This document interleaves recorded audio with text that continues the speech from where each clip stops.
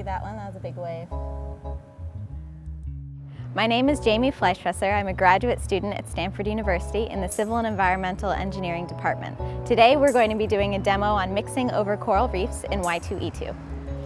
The Stanford Interdisciplinary Graduate Fellowship provides me with a lot of tools to allow me to be successful in a future career in interdisciplinary work.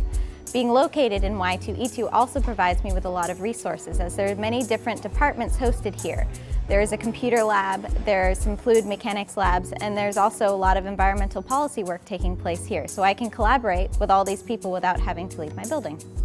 Today I'm going to take you into the Environmental Fluid Mechanics Lab, where I'm going to do a demonstration showing how water is very turbulent as it passes over coral reefs. In a bigger sense, this will have implications on how coral gets their nutrients from the water column and will help us have a better understanding of how corals grow and survive in different environments. The first couple dyes I'll release are kind of in the upper part of the water column where they don't really feel the corals as much. And these dyes shouldn't mix out very much, and they should stay quite concentrated. So you'll see the dark shade of blue for a long period of time, kind of as it travels down the chute. Then we're going to get some dye to travel down this tube and come out right at the top of the corals, and that dye you'll see is going to hit the corals and kind of get some rolling over and some eddies and some turbulent structure and mix out a lot faster than the stuff that we released up the top, which, you know, if corals are trying to get nutrients or if there's waves around, you can see how that might change how they get their food depending on how the water's mixing above them. I don't think I would be here unless I thought that my work would change something or do something in the long run.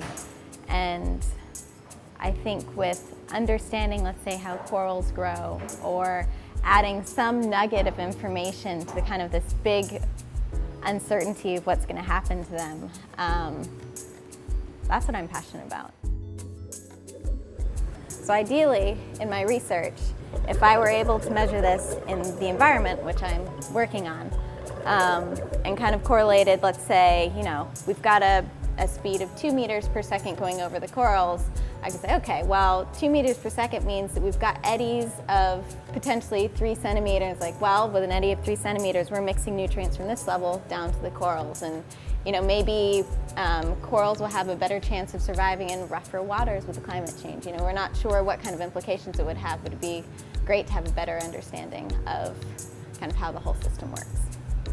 You know, once you have your science established, you know, there's so many things you can do, whether it's going to your local congressperson and saying, I know a lot about corals. If you come up with an issue, you know, with corals or with some kind of environmental degradation of nearshore environments, like, you can come talk to me about corals for a good portion of the day.